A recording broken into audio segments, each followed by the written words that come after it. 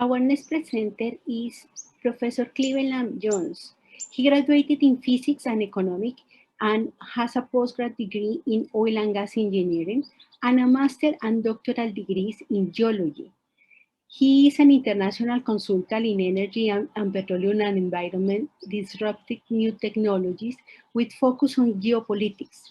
He is researcher in several universities and was a university professor and coordinator of courses and projects in SMS, oil and gas, and knowledge management, and founded several environmental, biotech, and energy firms. He is fluent in English, Portuguese, and Spanish, and is a member of SPEARP, Brazilian Society for the Advancement of Science, Brazilian Geophysical Society, Mensa, and other professional entities, and is a member of Geoscience Advisory Board in Energy Solutions in Canada. Thank you very much, Dr. Cleveland, for being with us today, and thank you for your presentation. Welcome, Dr. Cleveland. We are online now. Thank you. All right. So thank you very much for the invitation to speak about MEOR. As you might know, I've done a lot of research in MEOR, and of course, that is one of the technologies that has been for a long time on the sidelines of the oil and gas industry, but we hope, of course, to make it come into the mainstream. There are many promising MEOR techniques, but they all have very strategic implications and certainly timely ones because we are near the maturity of the oil and gas age. So this is the opportunity to employ some of those. But to really start talking about MEOR, we have to talk about some of the concepts behind MEOR because microbiological processes already occur in nature, and we can basically imagine that many of them can be applied to processes that we now employ chemical or physical means to achieve. But they all have the same similar objectives, such as improving recovery factor and production, improving performance of operations, occasional maintenance, and nowadays a new objective that is very pertinent is decarbonization, carbon sequestration, that kind of thing, all involved in oil and gas operations. The main drivers for MEOR have been the need to produce resources from discoveries that are ever more difficult to produce. We find more difficulty in extracting the existing resources from those fields. Obviously, there's more cost involved in finding resources, and we should be more efficient in using what we already have. That is the whole point of trying to improve the recovery factor of existing fields.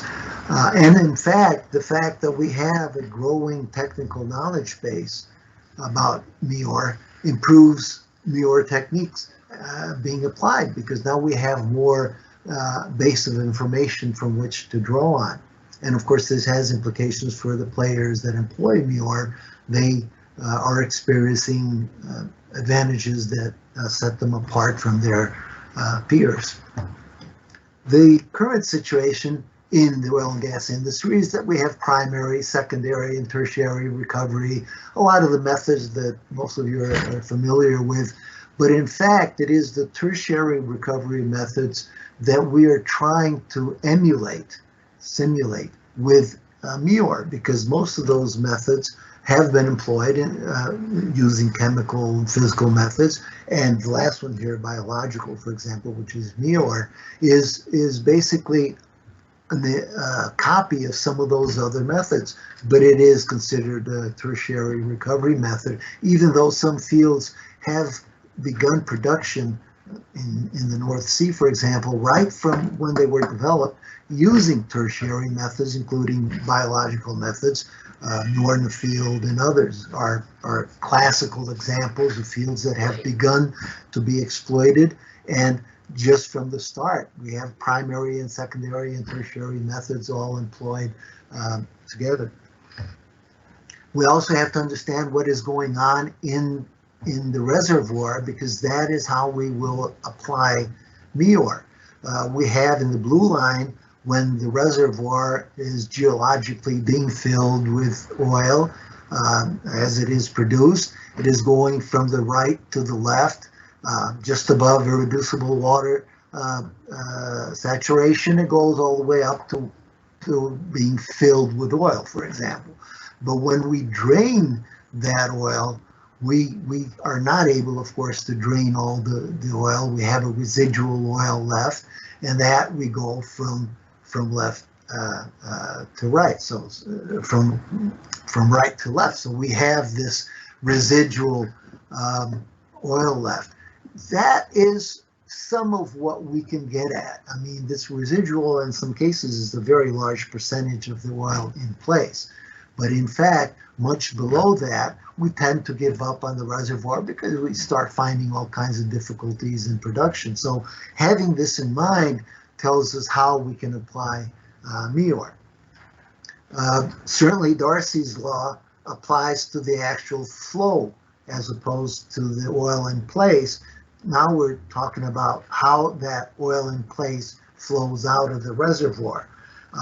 We have this equation, and on top we have A and P. At the bottom we have the viscosity and the, if we can decrease the viscosity or increase the pressure or increase A, we improve the flow rate. That's what we're trying to do when we have a reservoir flowing a certain level and we want to improve that flow. So we have to know how we're going to affect the viscosity, the permeability, the reservoir pressure, the section area. Those are the things that we want to change in the flow, and we're able to change some of them, obviously with EOR mechanisms, but also with MEOR mechanisms.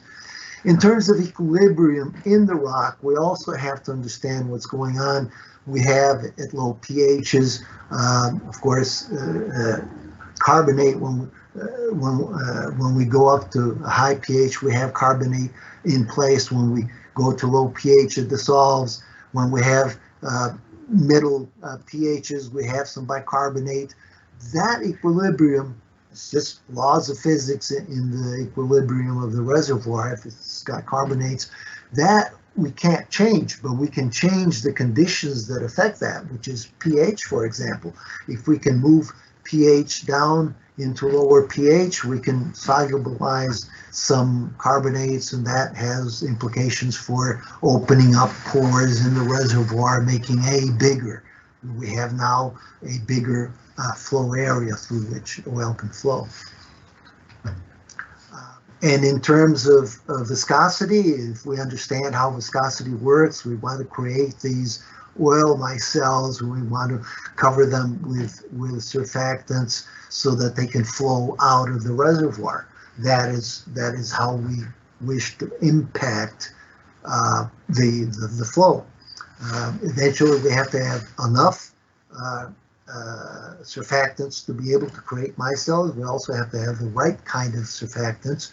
And in chemistry, of course, we test various kinds of surfactants to see which has better performance. The same thing with MEOR. We want to use microbial concentrations that produce biosurfactants biologically and see which ones have better performance, but we wish to achieve the same thing. In terms of what's happening on the rock face, we want to go from the left to the right, where oil completely wets the rock surface. We can't get it out of the reservoir because it's basically attached to the reservoir. If we increase wettability with surfactants and create micelles and so on, we go to the situation on the right where the oil droplets are very loosely attached to the rock, and then we can envision them being produced more easily. Basically, they can loosen up from the rock. In terms of pressure increase that we want to increase so that the production can flow better, when we have an injector and a producer well where we're injecting water, if we inject water with polymers, we can try to plug up preferential flow, fingering and so on, so that the oil will be pushed more towards the producing well with higher pressure. That is what we're trying to achieve with polymers. We want to plug the pores and the preferential flow paths so that the water is diverted towards pushing only oil. That increases pressure, and then we have higher flow. It's sometimes difficult to achieve a very selective plugging of the preferential paths, but that's why the polymers that we use have to be chosen. And in fact, with chemistry or with MEOR, we choose polymers that show high performance when applied in the field. And of course, we have to understand the rock and which are the preferential paths and at what depths they occur and so on. But then it's a question of choosing the products that are more efficient. Microbially, of course, we have very different products that can achieve that. And then there are, among the objectives that I mentioned, there are other objectives that are not just directly related to production, but maybe to the maintenance aspects. In oil and gas production, we have very serious problems with microbially induced corrosion, which starts, in very small areas. Microscopically, we're talking about a growth of biofilm that creates acidic conditions that can corrode the metal, weaken walls of piping, for example, with localized corrosion. And then it's very difficult to counter that even with chemical products because there are biofilms covering that growth, which actually protect it from aggressive chemical means of trying to reduce that. In fact, microbially induced corrosion, MIC, and sulfide generation is a major problem in the industry. And we propose that in MEOR, the main mechanism by which we achieve control of biocorrosion is by a process called biocompetitive growth of organisms other than the ones that cause corrosion. The ones that cause corrosion are sulfate-reducing bacteria. We wish to have other bacteria there that can outcompete them to prevent that growth. And that is a very important part of MEOR applications. But in general, all of the MEOR applications that we speak about have to understand a very complex nature of the oil microbiology in the reservoirs, mechanisms that we don't understand and even don't know about, unlike chemical processes, which we can study well in the laboratory, and we know very well how to model them, how to simulate those processes in the lab. It's very difficult to do that with microbiological processes. Many of them we have incipient knowledge about. We don't know how they operate one with the other. In biology, we have much interaction, synergy, centrofism, where one thing produces compounds that are essential for nutrients for another compound, for another microbe. So almost invariably, we are not talking about one microbial colony that we wish to use. We're talking about consortiums, which we have many products, many microbes involved together. So this diversity is essential. And then we have to understand that nature has had billions of years to develop processes that we're just beginning to scratch the surface. So biomimicry is a very important concept. We have to understand that we can do better by copying nature than trying to invent our own solutions. And we're discovering this all the time.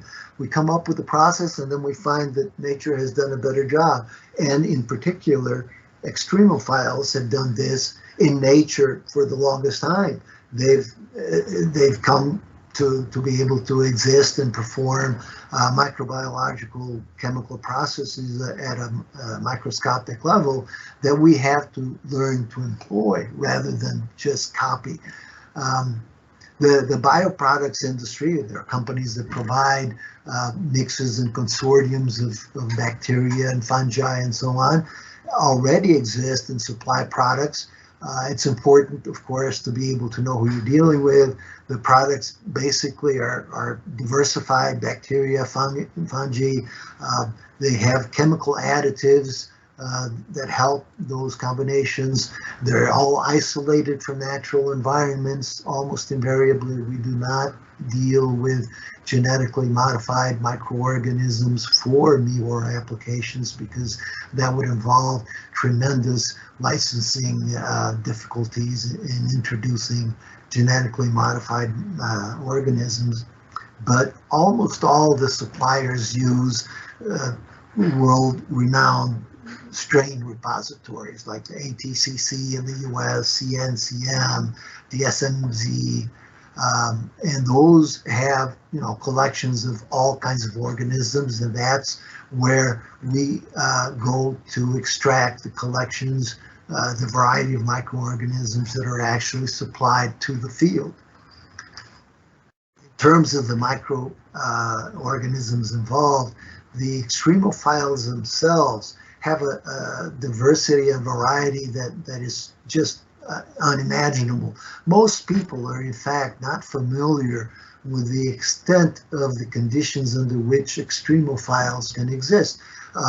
Just in terms of thermophiles, a while back, I remember early in my career, it was a given in the oil industry that if you had high temperatures, nearing 100 degrees Celsius, you would not have viable microorganisms. Nowadays, we routinely find microorganisms 80, 90, 100 degrees, and most people are unaware of this. We also find colonies that are not just in suspension, they're actually working, thriving, they're developing, conducting microbiological processes chemically inside and producing products at temperatures 120, 140 and up. This is just wasn't even known about. Of course, we knew about psychophile organisms that work in high pressures or high salt concentrations or in very small pores isolated from the rest of the rock. We of course know about anaerobic microorganisms that may not need oxygen, but also strict obligate anaerobes that cannot tolerate oxygen. So the variety is immense. Even xerophiles, which are tolerant of very high levels and concentrations of toxic products like benzene and even CO2 and methane, which they sometimes produce, but in high concentrations they would be toxic, but some of them are very tolerant. These are all very important to understand because this is what goes into MEOR. We have to understand what is the raw products that we're using, which are microbes. And so we have to understand how they work. The organisms that have traditionally been used and selected and studied and divulged are many. A series, we follow this. But there's dozens and actually hundreds more that are not published, proprietary information that companies do not wish to provide, but they do provide mixes that they say, well, this produces very good polymer, this produces very good surfactant, not necessarily telling you exactly which strain because that is their secret. But we do have studies about many that produce products in certain conditions, others produce it in other conditions. So it's not just a selection of organisms, but in what conditions they will work. Very complex mixture of performance criteria that have to be considered. And again, we have to go back to what is it that we're dealing with? We're dealing with microbiological tools. First, there are culture, isolation, identification tools to actually deal with the microorganisms. But we have to understand that very few of them actually can be cultured, especially in the lab. So we're talking about 1%, 10%, some say much less. So 90 or more percent of microorganisms we're not even addressing as to whether they could be useful. We're very far from that. This is another humbling reality. But we do have many genetic tools. Everybody knows about, DNA sequencing, 16S RNA sequencing, and PCR. Now with the pandemic, we're familiar with more of these terms. But all of these tools are in fact employed. But because over 90% of microorganisms cannot be sequenced and cannot be studied, and we can't decide how to pick those from the environment in order to use them for specific applications, we have to employ tools such as metagenomics, where we're not looking for microorganisms themselves, but for their competencies, that is, for the ability to produce X, Y, or Z chemical compound. And then we can study a piece of rock or soil or whatever and look at the whole pattern of competencies in that soil, and that can include thousands of different organisms. We don't care what they are. We just want to know if there is anything in there that can produce a certain type of surfactant. And then we worry about finding out which microorganism actually had that competency out of those thousands. And if we can't culture that, then we go to another level. And of course, we use genetic libraries that are now very extensive and provide a lot of knowledge about microorganisms that are available, so that those libraries can tell us about a particular strain, what its competency is, and how many strains are similar, that kind of thing.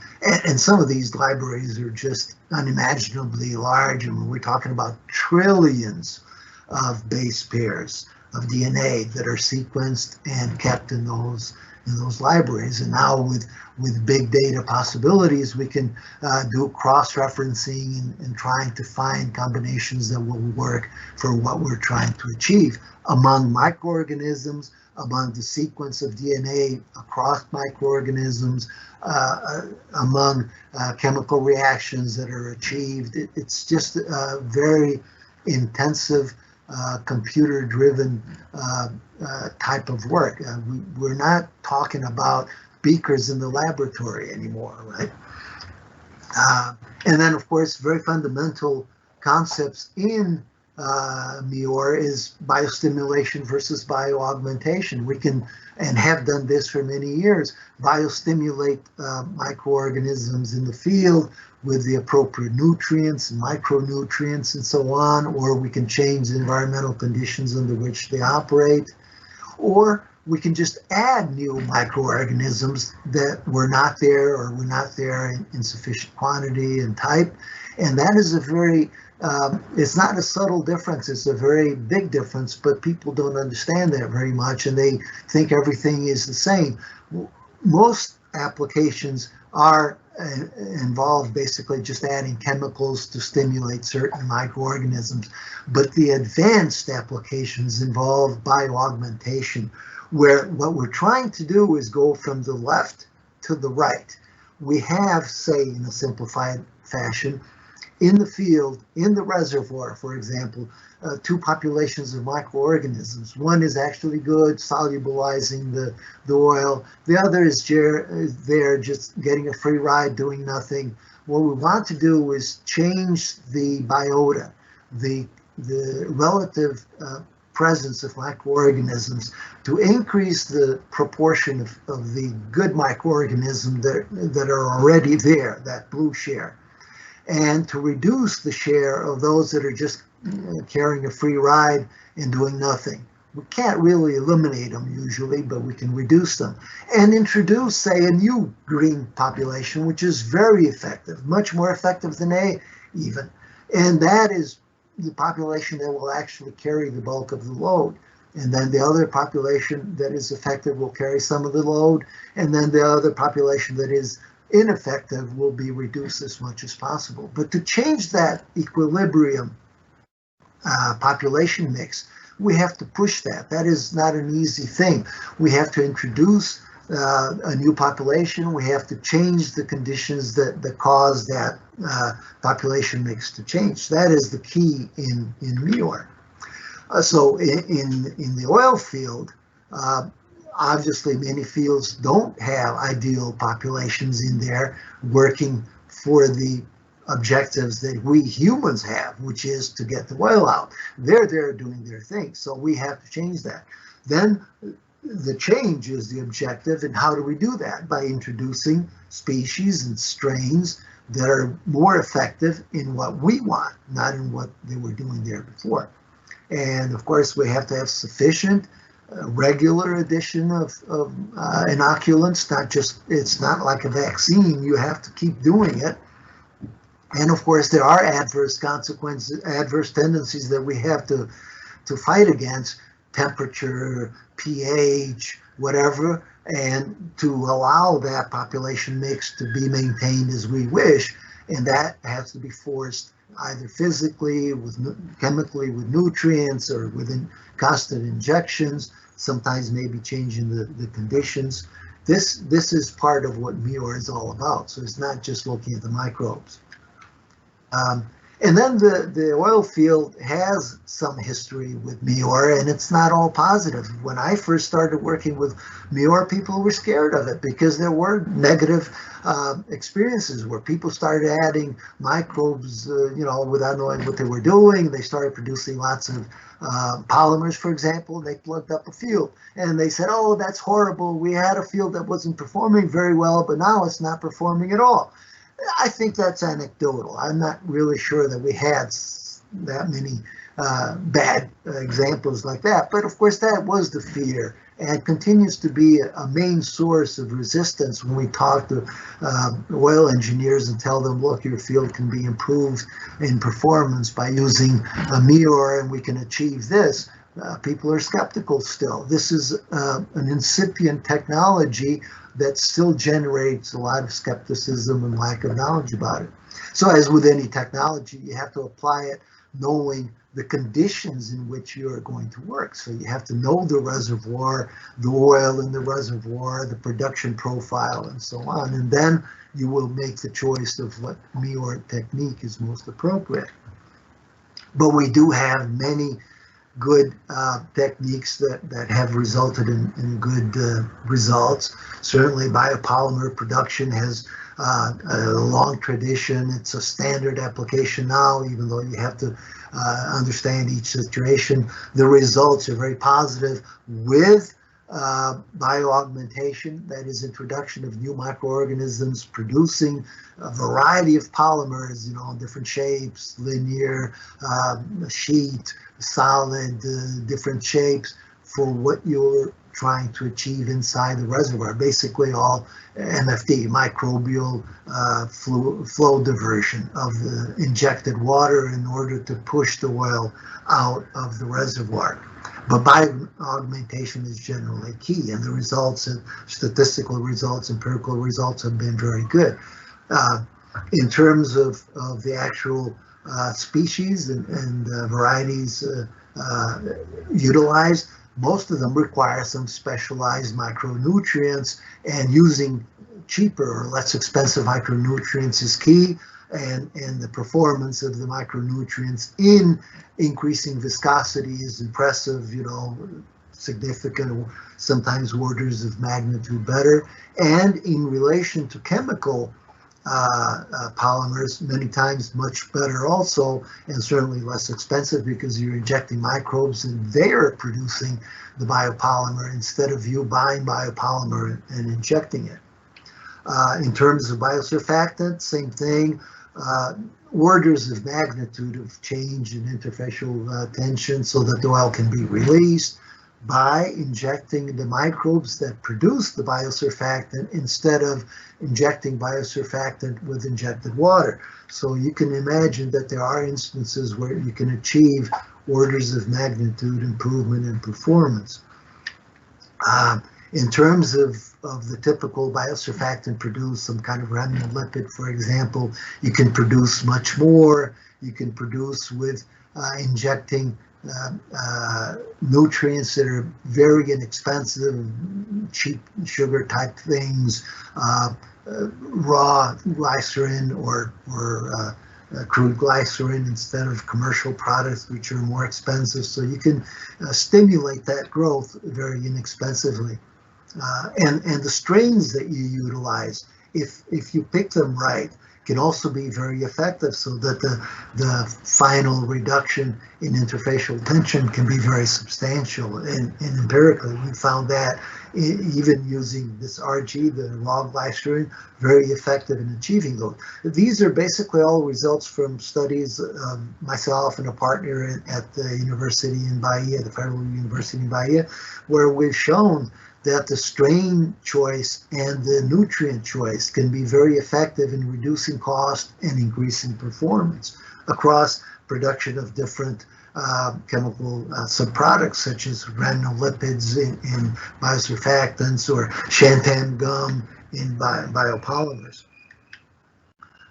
And then in biocorrosion control, very effective treatments in the biocompetitive exclusion, where we're reducing the population of the SRBs, which are the bad guys, and increasing the population of NRBs, the nitrogen-reducing bacteria, which are the good guys, which are then crowding out the ones that produce sulfite. And so instead of using agents that basically neutralize the acid and so on, you're basically removing the populations that cause the start of the MIC to begin with.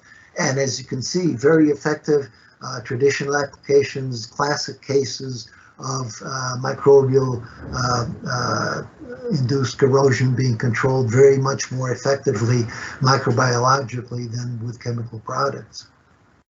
And the nutrients that you use to achieve that are also very inexpensive. So in many cases, the chemical industry is at a crossroads. They may be being crowded out in some of their major areas of activity by MEOR. So this is a very challenging situation for the companies involved in MEOR, because they're going up against the big guys. These chemical companies are gigantic, and they stand to lose a lot of market share in applications that have very much better performance when MEOR is employed. And then we go just finally here to some leading edge applications of MEOR. It's still MEOR because basically you're turning a field that would be uneconomical into an economical field, so you're able to extract oil and gas from it, whereas you would not have been able to before. And this is an application that is almost unimaginable to most oil and gas engineers. What you're trying to do here is the in situ CO2 gas, that is a big portion of the gas in the field, can be converted to methane with energy sources in the field and some nutrients injected by very complex paths, but it can be achieved. And we're basically proposing that to a couple of companies. They're still studying that. People are very wary of such fantastic solutions, but nature has had many billions of years to come up with solutions, even to do things such as convert CO2 to methane. So that is a viable proposition. It's incredibly effective, say, where a field would be marginal or not economical. If you can change that situation, all of a sudden you're able to turn that field into an economical, viable field. You can produce it. So that's going from 0 to 100.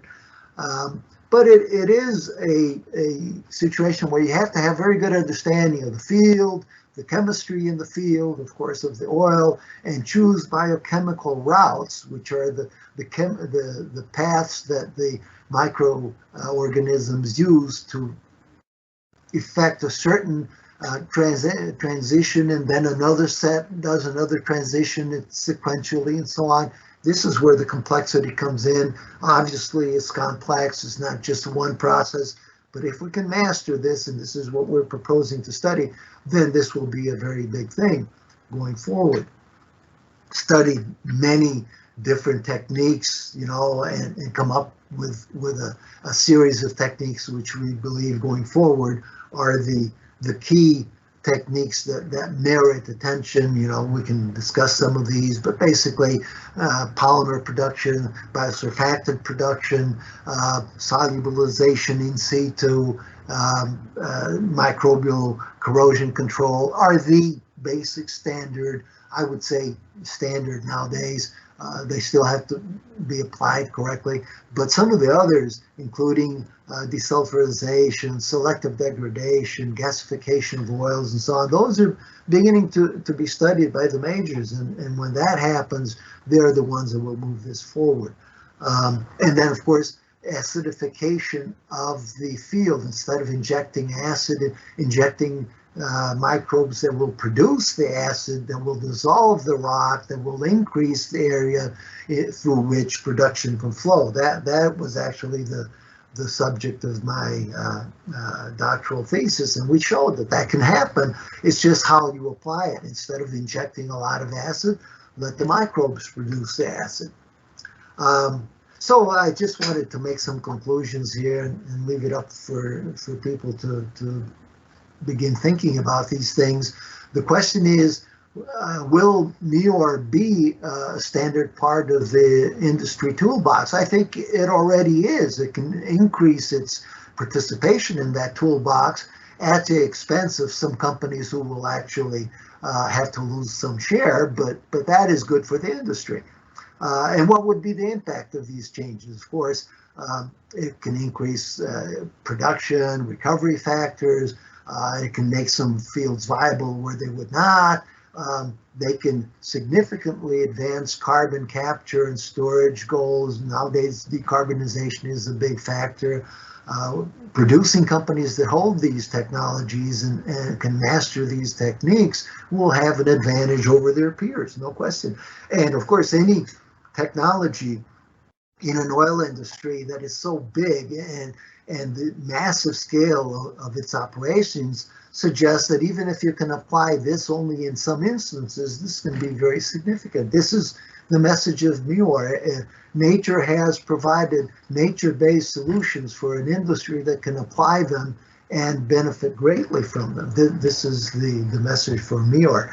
And in fact, in terms of this overall geopolitics of the situation, we have to understand we're getting close to looking at the horizon of the end of the oil age. If we don't apply these techniques in the next 10 years or whatever, there won't be much use in studying these techniques. We have to apply them now to the known resources that we have.